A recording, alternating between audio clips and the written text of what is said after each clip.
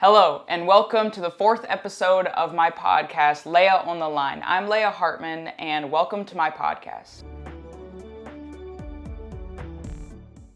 The main contents of this podcast today is going to be talking about Unrivaled. I'm going to be giving some of my predictions, and just an overall overview of who's on what team, and if I think they're going to play well together. I'm going to rank all the teams based on who I think is going to perform the best, who's going to win, who's going to be at the bottom, and give some advantages and disadvantages to each team and how I think they're going to play together. So stay tuned for that. But first, for the intro, my personal story today has to do with the personal documentary that I'm currently filming. So, as some of you probably know, I am on somewhat of a journey to try and play professional basketball. I chose not to play overseas right after I graduated from Northwestern, my undergrad, where I played for all 4 years of college. I chose not to do this because I wanted to do something else with my life. So I moved to New York, went to NYU to get a master's in documentary film in their journalism school, and I just kind of put the whole basketball thing behind me. Sorry also if there's like a loud ringing noise. There's a heater right here and I can't make it stop. So it's just gonna be going for some time. So just, yeah, it's going. Okay, good. Okay, so yeah, so I'm on a journey to play professional basketball again, and that is basically what my documentary is kind of consisting of. It is recording my basketball journey all the way from archival footage that I have to when I was in elementary school, through middle school, high school, college, to after college. And I'm filming a lot of this with the camera that I am filming this podcast with right now. And I'm also using the archival, and when I was at NYU, I made a few really short shorts, so I have some footage from that with some better quality cameras. So there's a lot of different types of footage. It's definitely going to be a big project to put everything together, but I'm hoping that over the next few years, if I sign something, that I could hopefully upgrade the production, potentially have someone join me in filming, someone that can maybe film me so that I don't have to do all this myself.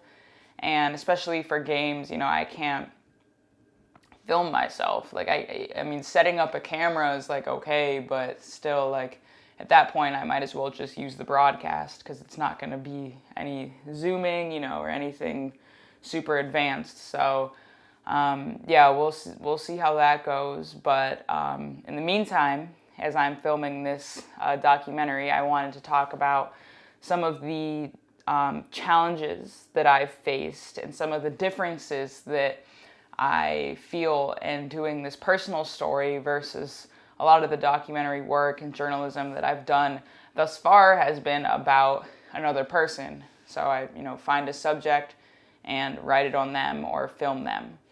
But this is obviously not the case with my own story. I'm the subject, I'm the character. And so my story, as authentically as I experience it, is not how it's going to be presented in the film. So I kind of have to live with that and be okay with that, and that my truth is not 100% going to be conveyed. But I'm more so like a vessel in the film to convey a certain message, essentially. So, the themes of the film, the overall messaging of the film, the subjects that are spoken about, I'm the vessel of which those things are experienced by the viewer. So, there's certain ways that I could frame things that are happening to feel a certain way, even if I don't necessarily feel that to my core. And it's not like it's lying, but it's just maybe a different way to tell the story. So, for example, I'm not really including much from my college playing at Northwestern in the film. And to be quite honest, playing at Northwestern has had a huge impact on me as a player now, me as a person now, the way that I approach the game, all things considered. But I'm not including it because it doesn't quite fit the storyline. And so, that's a piece of information that's very relevant, but is not being included for the sake of the message of the film. It's not necessarily lying, me not including that. It's just skipping over some steps, essentially. Same thing with high school. There's some things that happen there that I might not include that had a big impact, but there's a lot that could be said when looking at someone's life, when looking at my life, that I'm like, yeah, I can't include everything. So, there's a certain way to connect the pieces to make a storyline that, I'm intending to make as ethical and as accurate as possible while also making the film interesting and make it make sense and not bore someone. So yeah, and I think I also feel this way when doing my TikToks, where I'll kind of sensationalize my process a little bit and what I'm doing, whereas in my day-to-day life, I don't do that. Like, I don't think of myself like that, but it'll kind of be like, I'm a former college basketball player, played D1, aspiring to play pro. Like, I don't think that in my day. Like, I don't outwardly, claim to be, a former D1 college basketball player, on a day-to-day basis. But on my TikTok, I'm saying that. That's how I'm kind of identifying myself, because it gives the most context to viewers as to who I am, what I did, and what I'm trying to do. So it's, things are in context. And so it's interesting how it's kind of I have a very clear understanding of what I'm saying and why I'm saying it. And at the end of the day, it's to attract viewership. It's not to be cool or to be liked or anything like that. It's literally so people get a quick understanding of who I am, not to be cringy or something like that, but it's kind of just the easiest way is to just lay it all on the line. All right, so start off with some statistics here. ESPN came out with their top 25 women's college basketball players to look out for this upcoming year. The list goes to 25, but I'm just going to name the top 10 with a few others that I really appreciate their game that I'm going to include. So first we have Sarah Strong at UConn, Lauren Betts, UCLA, Hannah Hidalgo, Notre Dame, Madison Booker, Texas, Flau'jae Johnson, LSU, Olivia Miles, TCU, Tanaya Latson, South Carolina, AZ Fudd, UConn, Michaela Blakes, Vanderbilt, and Audie Brooks, Iowa State. So that's top 10. And then at 17, we have Kiki Rice, UCLA, and at 19, Malaysia Flo Wiley, LSU. So there were some other names on the list that I recognize, but those are just some of the top players that will likely, get drafted, be first round draft picks for probably all of them. This thing is crazy loud, and it just started snowing outside right behind the camera right now. There's a window, and I'm going to turn it around after the podcast and show you. It is snowing a lot. This is the first time it snowed in New York this year, my first snowfall of the year, and you know what? I'm actually really excited because it's not too cold out yet, and I like it when it's not too cold, but it snows because I like the snow. So, yeah. Hopefully the snow stays. It probably won't, but it's nice when it snows in New York. It's worse when it snows in Michigan because then it's sub-zero and then you're actually dying outside. But when it snows in New York, it's a warmer snow. So it's cute. You're not in pain when it snows in New York. But in Michigan and Chicago, when it's snowing, you're physically in pain. Okay, so back to Unrivaled. We have 8 teams this year. There was 6 teams last year, so now we've added 2, I believe. Yes, we've added 2, the Breeze and the Hive. Advantages of each team, given the different personnel and how they'll work together. And then at the end, I'll give a ranking, and then I'll say some disadvantages or things that I think they would have to work through to be successful as a team. So we're going to start with the Breeze. Out of all the teams, I think this one honestly might be my favorite. I think this one I looked at and this one made me excited. I think maybe because it is young and a lot of these players, I mean, a few of them have played in Unrivaled before last season, so it's not like we're talking like all rookies or something, but so they do have experience. I think Paige Beckers is probably the biggest scorer on this team, but she's a very selfless player. Rickea Jackson was an absolute beast in Unrivaled last season. Based on last season, I think that the teams that played the best in Unrivaled were the teams that had the most versatility and the teams that were the most athletic. The players that were the most athletic and tall, I think, played the best. So someone like Rickea Jackson played phenomenal. Like in the 1v1 and the 3v3 and all of it. She's lengthy, she has ball handling skills, she can get to the basket, she's physical, she's big, so she wasn't getting blocked at the rim that we saw with with point guards like Jewel Lloyd, who was driving and just couldn't finish just because, she doesn't have that height, the athleticism, all those things. So someone like Rickea Jackson, I think, is just built perfectly for a game like 3-on-3. Super athletic, super versatile.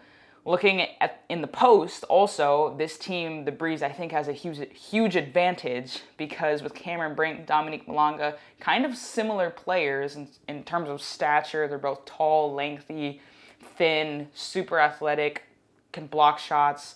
And I think that was also something that players were advantaged versus someone maybe like Brittany Griner, who has great size, but struggled a little bit more when it came to the athleticism and getting up and down the court and playing extremely versatile basketball. Cameron Brink, Dominique Malonga, I think are going to excel for this reason. I think also Dominique Malonga being this past season a rookie, I think she could learn a lot from Cameron Brink, who isn't like a veteran or anything, but she has been in the league for a few more years than Dominique Malonga. So I think there could be some mentorship going on there. So that team I am very excited for. The next team we got that's also a new team is the Hive.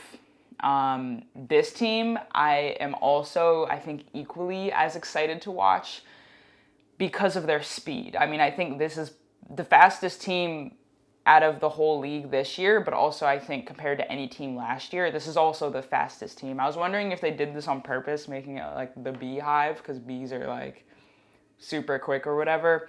I don't know. But Kelsey Mitchell probably has the quickest first step in the WNBA. Sonia Citron, she's sneaky quick. She's extremely athletic. She's savvy. She's going to do amazing in 3v3. I think she's honestly, this year, but also in future years, going to absolutely dominate this style of basketball. Same thing with Sanaya Rivers. She's super athletic, comes from South Carolina. She can run the floor. She literally looks like a track athlete. I mean, this is like literally made for her. Natasha Heidman, similar game. She's a point guard. She's super crafty. She's quick first step. I mean, this team, we haven't seen a team like this. I think that they have a huge upside just based on their athleticism, speed, ability to run the floor, and it's going to be fun to watch. Next, we got the Laces. This team is extremely explosive and physical. I mean, just first off with Alyssa Thomas, she's probably one of the most explosive, powerful, aggressive players in the WNBA. I mean, we saw it in the WNBA finals.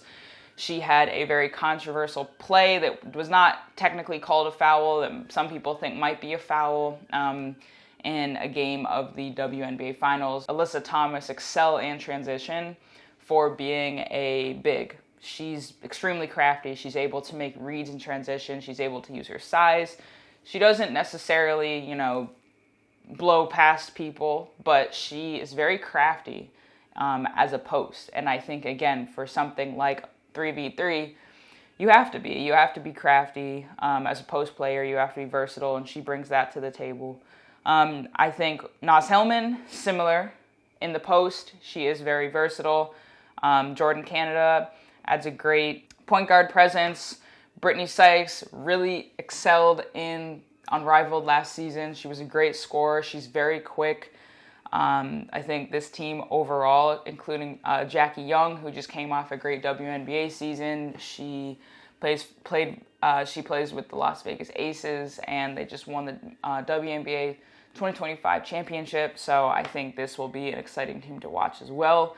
The Lunar Owls, a returning team from last year, Nafisa Collier's team. I think obviously Nafisa coming off an injury from the WNBA finals with Alyssa Thomas. She might have some ailments she's still nurturing. I'm not sure where she is in that process. I know that she did like tear something in her ankle, or I'm pretty sure. But anyways, I think she's going to come out strong like she did last year. I mean, their team won last year, so they definitely have a lot of momentum and a great opportunity here to potentially also win again. Their team has changed a decent amount, but I think with Skylar Diggins at point, Skylar Diggins also played extremely well last season. She came through for them in really clutch moments, and I could see her doing the same this year. I think, honestly, Marina Mabry as well with her three-point shooting ability. I think this will be a huge asset. She's honestly sometimes able to bring them like out of deficits like that with her threes. But I think this team could be sneaky.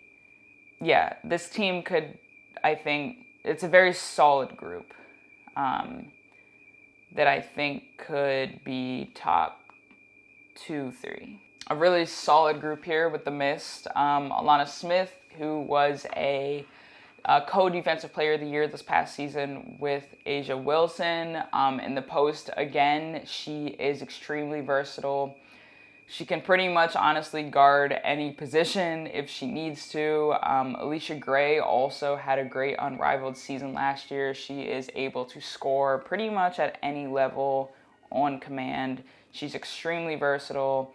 Brianna Stewart, obviously their biggest post presence, who I think she did struggle a little bit in Unrivaled last year. Just I think some of the quicker players kind of were able to move and shift around her, which is what I was kind of mentioning earlier about how the players that play the best in Unrivaled, I think usually are like a player that's in between a post and a guard. So someone like Rakia Jackson, who's not, as much of a post as Brianna Stewart, but she's not a point guard like Jewel Lloyd. So we have two players on the Mist that played together. Well, actually, two separate. So Veronica Burton and Enrique played together at Dallas Wings, but this past season, Enrique and Lee, can't say her last name.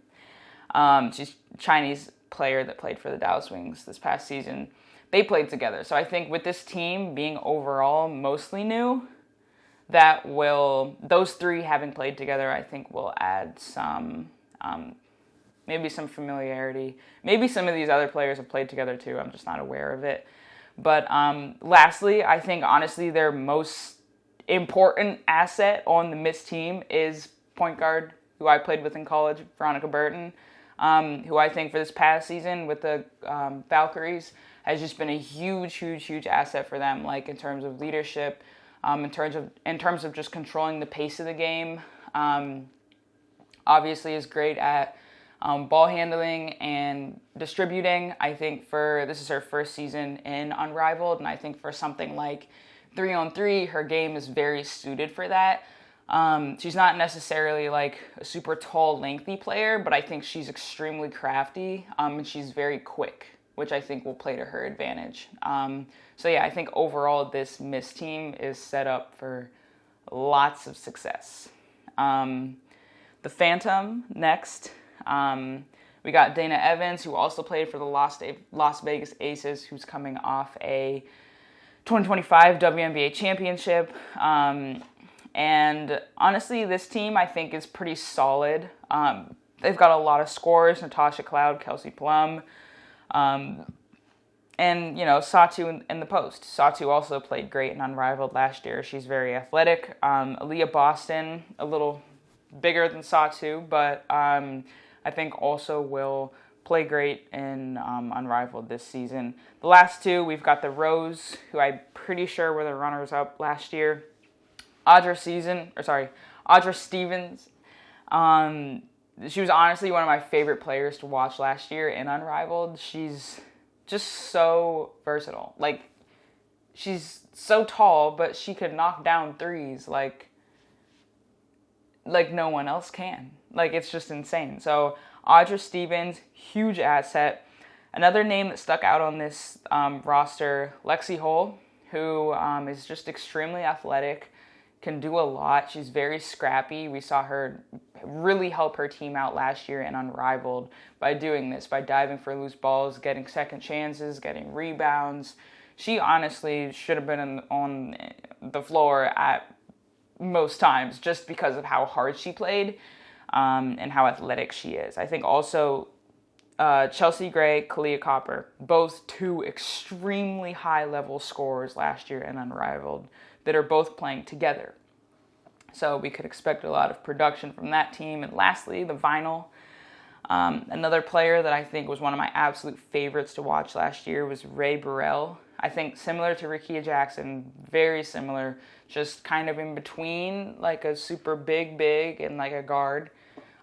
Super versatile, can handle the ball. She could literally get the ball on the three-point line as someone who's over 6 foot, handle it like a guard, go in for, what looked like an easy layup because she is also one of the biggest players out there. So having someone like her on your roster is huge.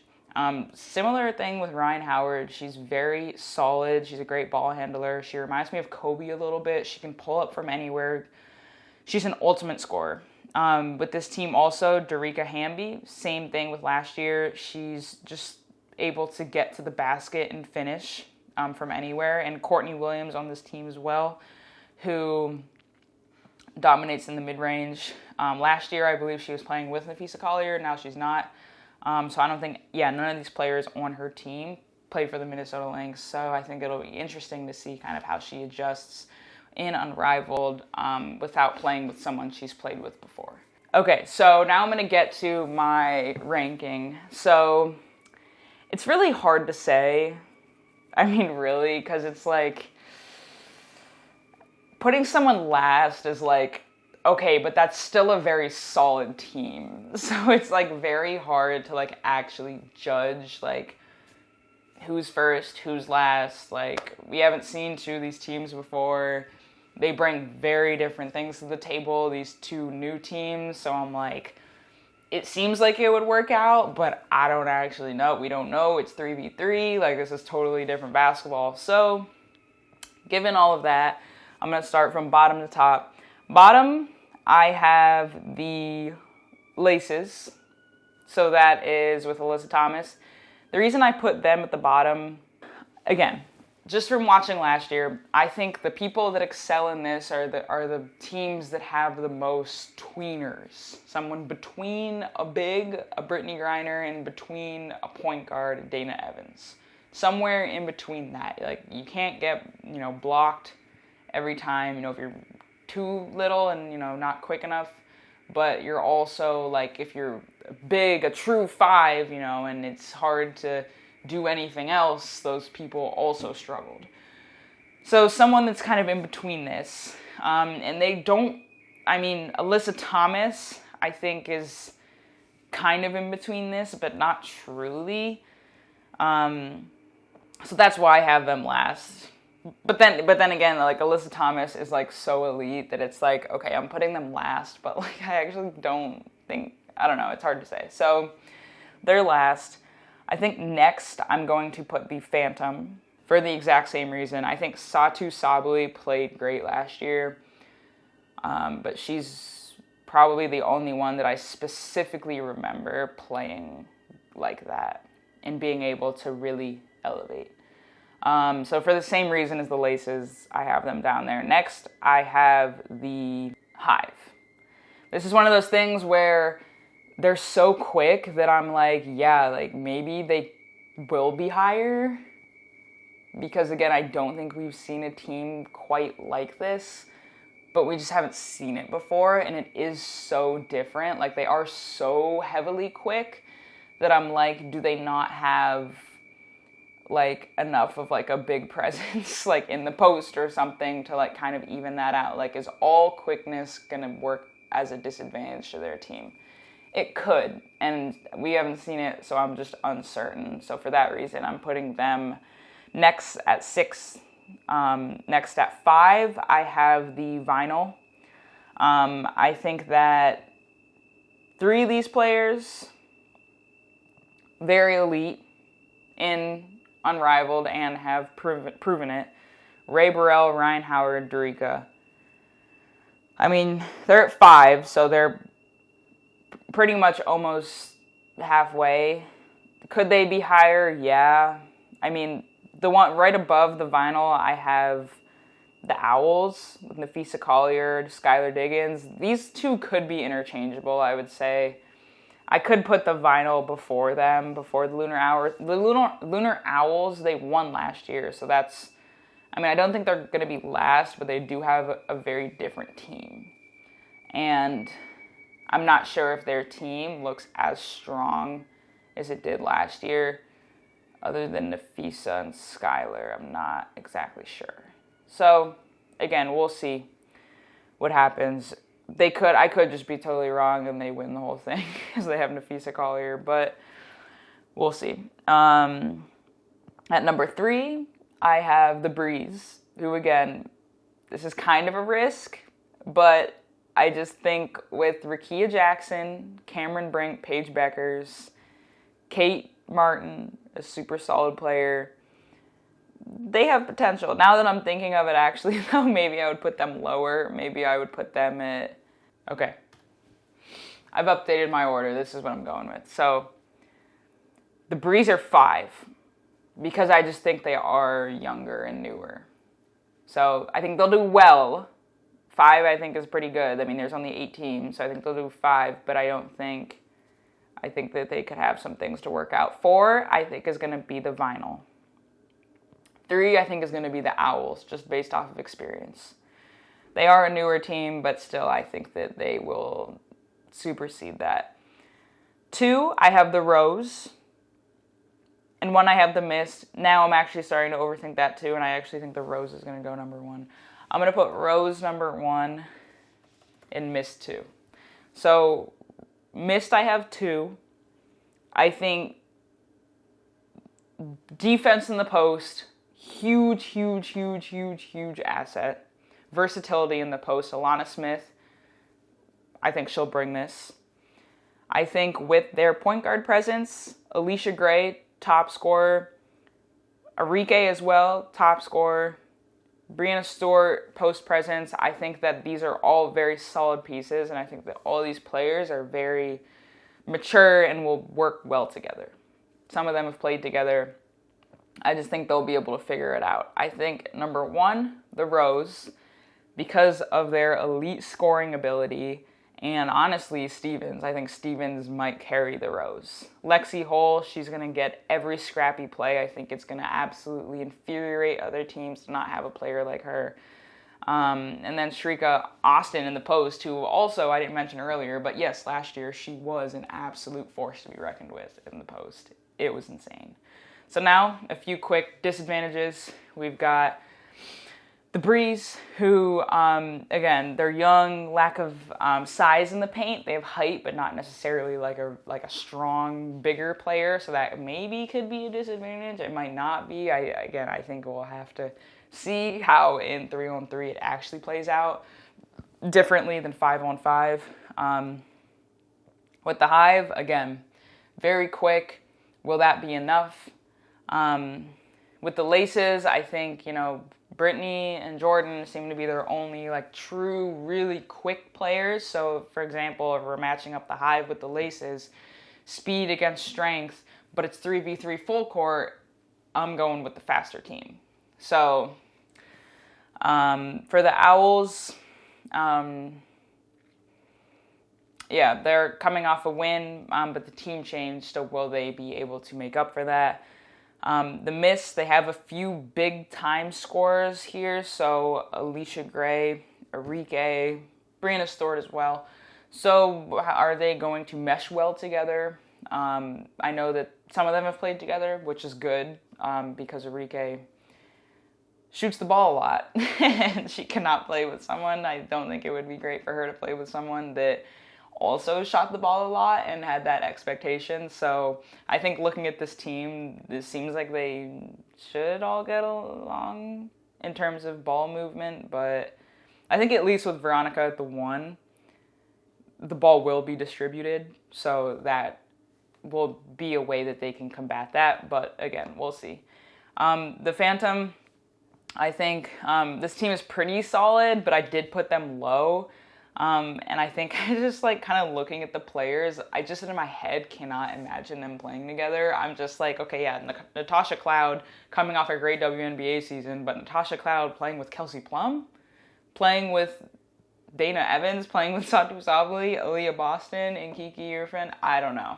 Like, they all sound great individually, but to come together as a team is where I'm kind of like, what?